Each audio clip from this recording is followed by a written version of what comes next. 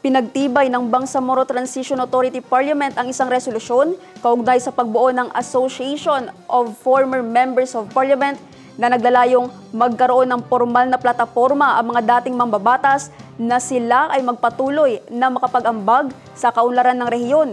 Ang News Now sa report. Sa ginanap na 4th regular session ng Bangsamoro Transition Authority Parliament kahapon, November 17, tinalakay ng mga mambabatas ang pagbuo ng Associate of Former Members of Parliament.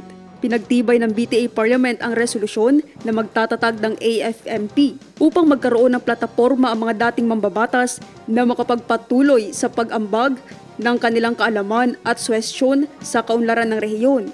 Ilalagay ang AFMP sa ilalim ng Office of the Speaker at inaasahang magsisilbing daluyan para sa mentorship, networking at advokasya sa pagitan ng mga dating miyembro ng legislative body.